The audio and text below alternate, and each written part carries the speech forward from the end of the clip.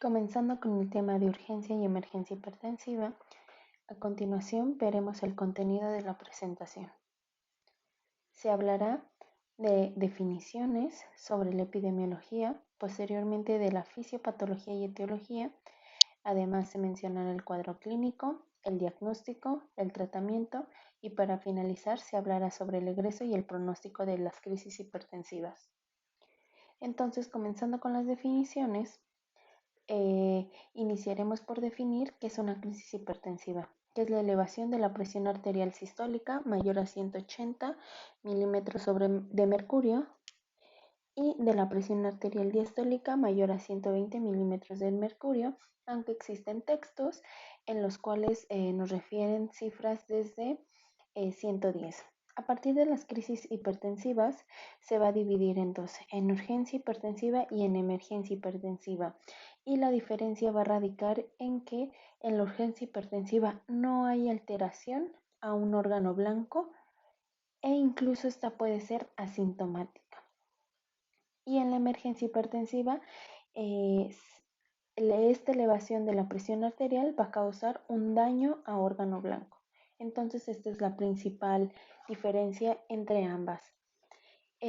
Como tal, la importancia del tema es el reconocimiento del tipo de presentación, ya sea urgencia o emergencia, para así brindar un tratamiento oportuno, reduciendo las complicaciones o evitándolas, y esto va a mejorar el pronóstico y por lo tanto la calidad de vida del paciente. A continuación hablaremos sobre la epidemiología. Se sabe que la hipertensión arterial tiene una prevalencia a nivel mundial mayor al 30% de la población adulta y en México una de cada 3 a 4 personas va a padecer hipertensión arterial. En la encuesta en salud realizada en 2016 se presentan cifras similares a la prevalencia mundial, en la cual 25.5% presenta hipertensión arterial y de los cuales 40% desconocían padecer esta enfermedad. El hecho de que desconozcan la enfermedad hace que obviamente no tengan un control y por lo tanto eh, no tengan tratamiento, no hay un buen control y por lo tanto esto, como lo veremos a continuación, es un factor de riesgo para desencadenar una crisis hipertensiva. Se sabe que de estos pacientes, del 1 al 2% va a sufrir al menos un episodio de crisis hipertensiva en su vida, y hablando de aquellos que acuden a urgencias cada año, 3 de cada 1000 habitantes acudirán a urgencias, así que es muy probable que el siguiente año en el internado médico tengamos que brindar atención a estos pacientes. Por lo tanto, la importancia del tema. De estos, el 25% van a presentar emergencia hipertensiva y el restante, pues, una urgencia hipertensiva. Mencionar que la hipertensión arterial primaria representa el 95% de los diagnósticos de la hipertensión arterial, por lo tanto, se verá reflejado en un porcentaje mayor de las crisis hipertensivas, que será del 60%. Pero el hecho de tener una hipertensión arterial secundaria no significa que no se pueda desencadenar una crisis hipertensiva.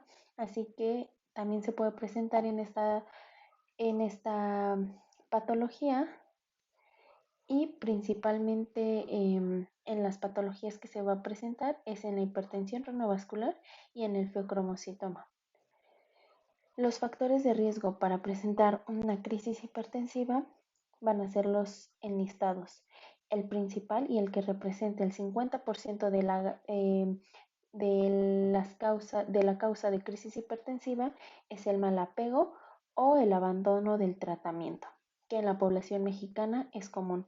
Además de estos, el sexo masculino, la edad entre 40 a 50 años, raza afroamericana, pacientes geriátricos, un IMC mayor o igual a 30, diagnóstico de insuficiencia renal, antecedente de enfermedad cerebral vascular, el uso de cocaína, tabaquismo, un nivel socioeconómico bajo, por la dificultad para tener un acceso a la atención médica y la polifarmacia. Esto mencionar por eh, las interacciones que pueden llegar a tener ciertos fármacos o incluso que ciertos fármacos causen elevación por sí mismos de la presión arterial. A continuación, hablaremos sobre la fisiopatología y la etiología. Comenzando, como se los mencioné, pues existirá un factor desencadenante, el cual ocasionará un aumento súbito de la presión arterial. Esto nos va a llevar a la producción de inflamación, que nos llevará a una disfunción endotelial. A partir de esta disfunción endotelial se va a tener un aumento en la permeabilidad vascular y se va a afectar la producción de sustancias vasodilatadoras como el óxido nítrico. Además de la producción de inflamación, se ocasionará un aumento en la natriuresis, ocasionará hipovolemia, se va a favorecer la coagulación, la adhesión plaquetaria y se va a inhibir la fibrinólisis. Esto nos va a ocasionar un depósito de fibrina que se manifestará como una necrosis fibrinoide arteriolar que causará una menor autorregulación vascular, produciendo daño endotelial, vasoconstricción y la secreción de sustancias vasoactivas, como vasopresina y catecolaminas. Esto nos lleva a un círculo vicioso donde existe mayor vasoconstricción que finalmente nos llevará a hipoperfusión e isquemia. Posterior a este aumento súbito de la presión arterial, existen mecanismos compensatorios, los cuales van a tener como resultado formación de especies reactivas de oxígeno y aumento de las resistencias vasculares sistémicas. A continuación, respecto a la etiología, esta etiología va a ser referente a un evento estresante que modifique alguno de los siguientes puntos controladores pues, de la presión arterial, como lo sería el sistema nervioso autónomo, el eje renina-angiotensina-aldosterona, la producción de óxido nítrico endotelial, el equilibrio entre sustancias vasoconstrictoras y vasodilatadoras y la regulación de las resistencias vasculares sistémicas.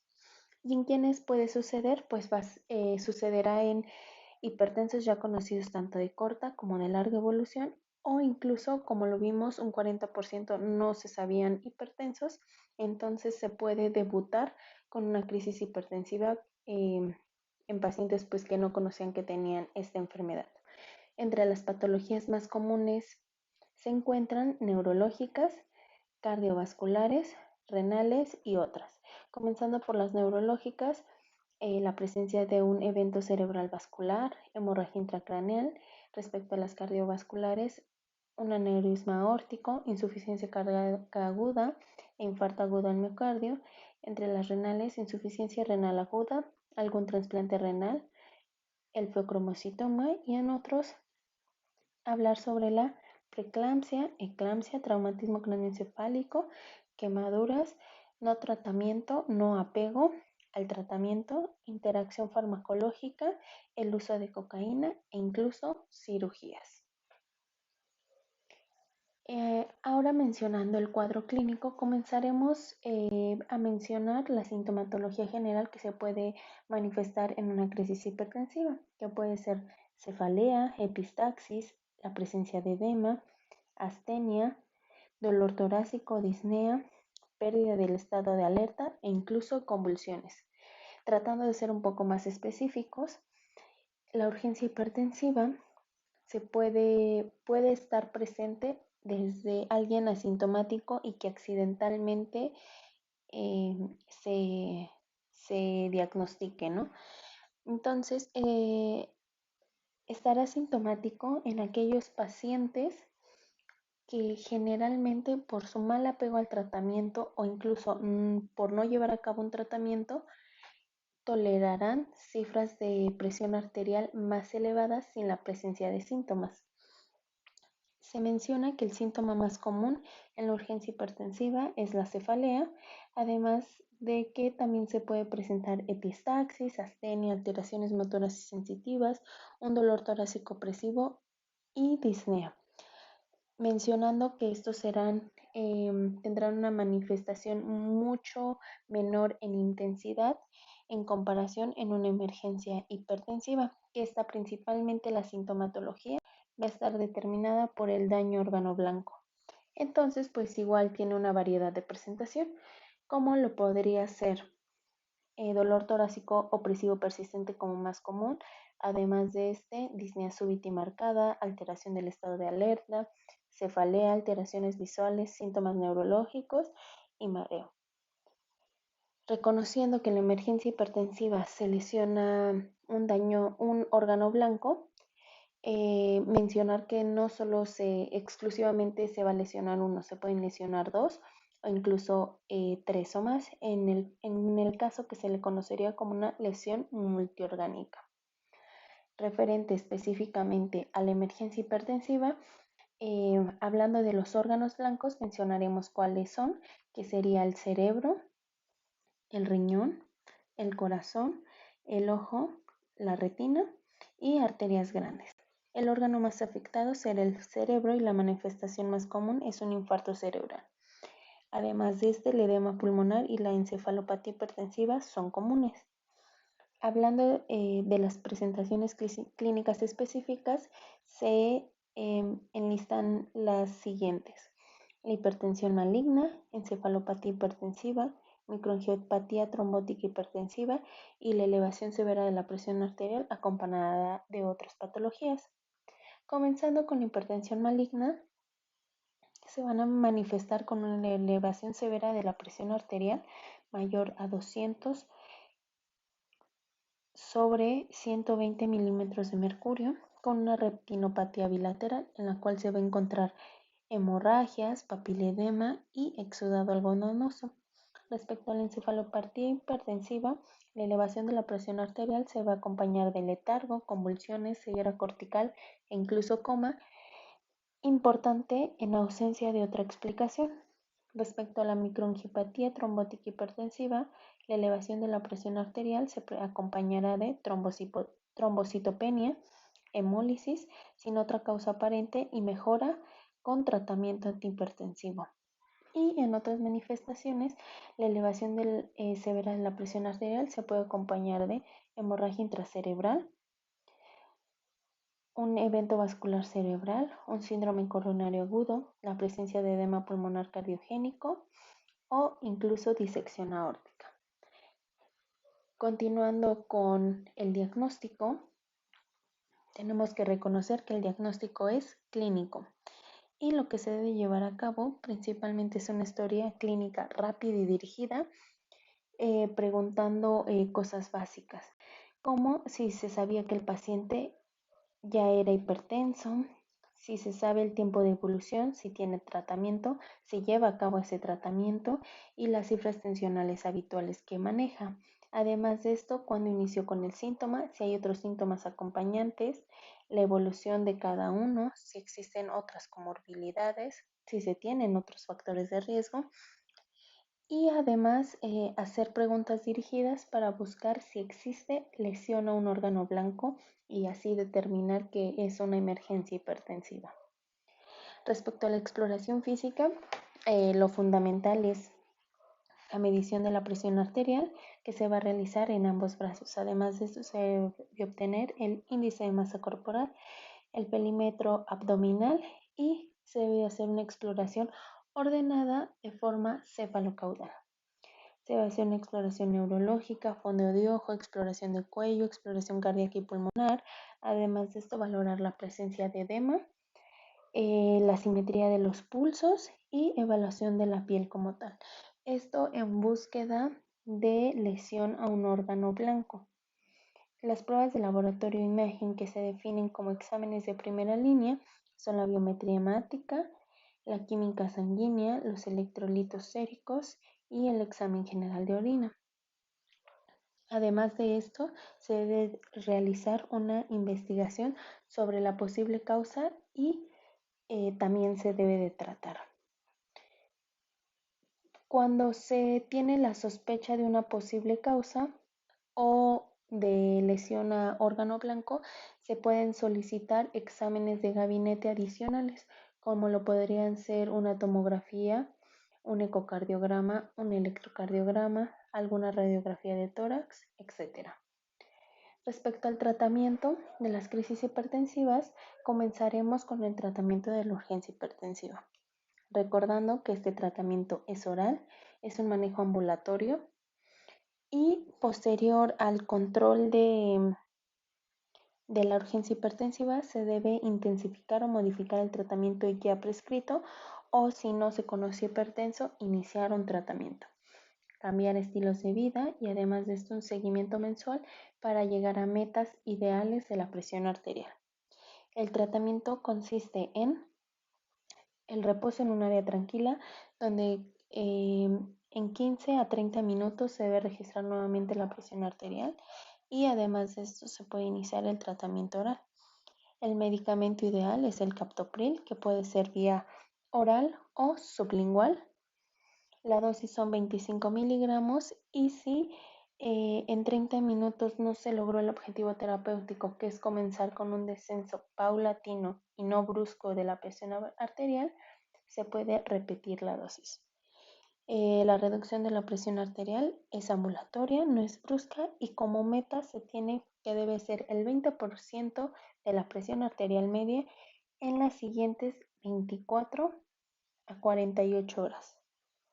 Y nunca se debe llevar a valores ideales, ya que es el hecho de reducir tanto y tan bruscamente nos puede llevar al desarrollo de isquemia adicional. Hablando respecto del tratamiento de la emergencia hipertensiva, recordar que esto es un tratamiento intravenoso e inmediato.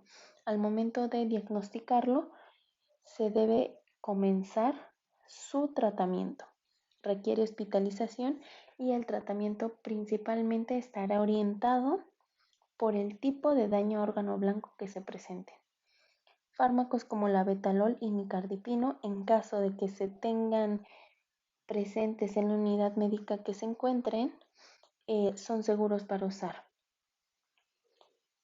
Posterior al manejo, al igual que en la urgencia hipertensiva, se debe intensificar y modificar el tratamiento farmacológico ya prescrito o incluso iniciarlo. Se deben dar cambios en el estilo de vida, además de un seguimiento mensual para llevar a metas ideales de la presión arterial y, en medida de lo posible, una regresión del daño a órgano blanco que se presentó.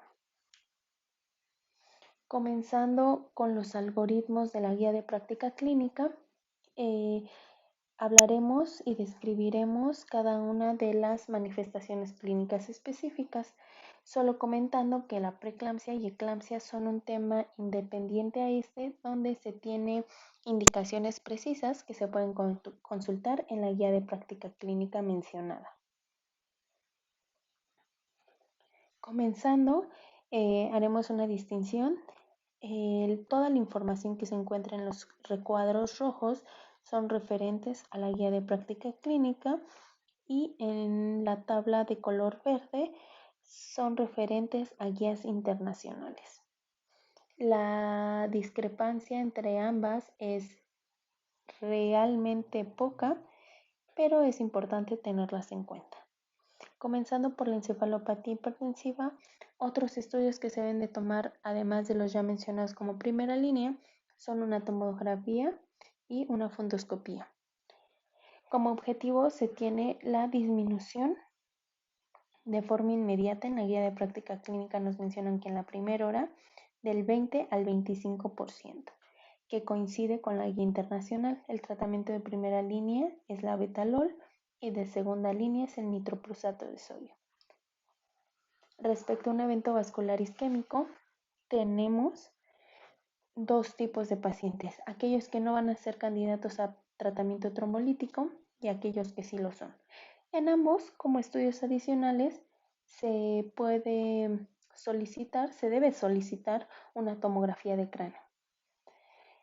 Respecto al paciente no candidato a trombolítico con presión arterial mayor a 220/120 milímetros de mercurio, se debe reducir la tensión arterial media en las primeras 24 horas, específicamente en la primera hora, el 15%. Y esto coincide con la guía internacional. En los pacientes que sí son candidatos a tratamiento trombolítico, debe disminuir la tensión arterial menor a 185 sobre 110 milímetros de mercurio. En este existe una discrepancia con la guía internacional, ya que en esta se solicita que se disminuya la presión arterial media un 15%. Como manejo se tiene la betalol tanto en la GPC como en la guía internacional, y en la guía internacional como segunda opción el nitroprusiato. Además, para el manejo de trombolítico se tiene una guía independiente a esta, y ahí les dejo el link para que se pueda consultar.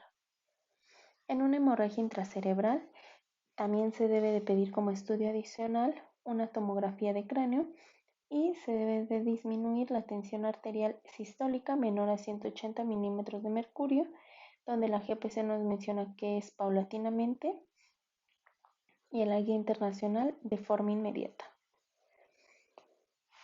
Como primera línea de tratamiento se tiene la betalol, que coincide con la guía internacional.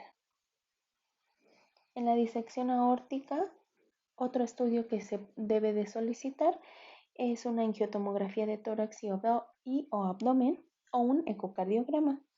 Y aquí se debe tener un descenso rápido, se menciona inmediato, y en la guía de práctica clínica específicamente en 20 minutos, de la tensión arterial sistólica menor o igual a 120 milímetros de mercurio y la frecuencia cardíaca 60 latidos por minuto, en las cuales ambas coinciden. Como tratamiento base es esmolol o la betalol asociado a nitroprusato de sodio o con nitroglicerina en el caso de la guía de práctica clínica, y en la guía internacional como primera línea solo se tiene el esmolol con nitroprusato o nitroglicerina o nicardipina, y como segunda línea en la guía internacional se tiene la betalol. Coinciden en tratamiento de segunda línea al metoprolol ambas guías. Además, se sugiere que los beta-bloqueadores, en caso de administrarse, precedan a la administración de los vasodilatadores. Respecto a la hipertensión maligna, otro estudio que se debe solicitar son las metanefrinas en orina de 24 horas y fundoscopía. Se debe disminuir la tensión arterial media del 20 al 25%, y la discrepancia que se tiene en ambas guías es que en la guía de práctica clínica es en la primera hora de forma inmediata, y en la guía internacional se puede hacer en varias horas. El tratamiento de primera línea y segunda línea coinciden en ambas. Primera línea es la betalol y de segunda línea nitroprusiato de sodio. Respecto a un evento coronario agudo, como exámenes adicionales se deben solicitar enzimas cardíacas y radiografía de tórax. Además de esto, la tensión arterial sistólica se debe reducir de inmediato a menos de 140 milímetros de mercurio, y coinciden en ambas guías. El tratamiento de primera línea coincide que es nitroglicerina y la betalol, y en segunda línea, al no tener el fármaco urapidil disponible en México, se propone dinitrato de isosorbida. Además de esto, se mencionan los casos en los cuales no se deben usar beta bloqueadores. Respecto al edema pulmonar cardiogénico, también como exámenes adicionales se deben solicitar enzimas cardíacas y radiografía de tórax. Se debe disminuir la tensión arterial sistólica de forma inmediata a menos de 140 milímetros de mercurio, y coinciden en ambas guías. Además, el tratamiento de primera línea solicita un diurético de asa y nitroprusiato de sodio o nitroglicerina, y en este caso tampoco se deben de usar beta bloqueadores. Respecto a la intoxicación por cocaína o anfetaminas, se debe sospechar para pedir un perfil toxicológico de manera adicional. Además de esto, se inicia un manejo con benzodiazepinas. Y en caso de que se requiera tratamiento adicional para disminuir la tensión arterial, se puede iniciar el nitroprusiato de sodio. En esta tabla se menciona algunos de los medicamentos mencionados anteriormente, dosis y algunos comentarios de cada uno como contraindicaciones o cuándo es idealmente usarlos. Respecto al egreso y al pronóstico, primero hablaremos del egreso, donde para que se egrese una persona se debe de identificar y ya haber tratado la causa desencadenante, así como las complicaciones. En el caso de que se tenga un tratamiento intravenoso, la presión arterial ya se debe de estar controlando con medicamentos por vía oral. Al dar el tratamiento y egresar al paciente, se debe ajustar el tratamiento que ya tenga o iniciar un tratamiento en caso de que no tuviera uno. Y posterior a esto se puede hacer una revisión 24 a 48 horas posteriores para verificar la evolución y el apego al tratamiento del paciente.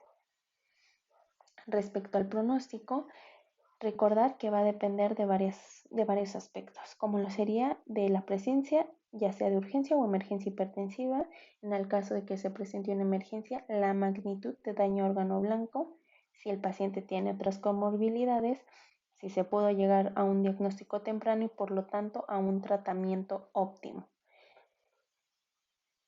La reducción de la mortalidad en pacientes con emergencia hipertensiva se ha notado. ¿Por qué? Porque ahora se tiene más acceso a los fármacos antihipertensivos, pero recordar que en general las muertes atribuibles a hipertensión arterial hasta 2015 habían aumentado a un 31%. Por lo tanto, recordar que además de prevenir las crisis hipertensivas en pacientes ya conocidos con hipertensión arterial, muy importante la prevención de la hipertensión arterial por sí misma.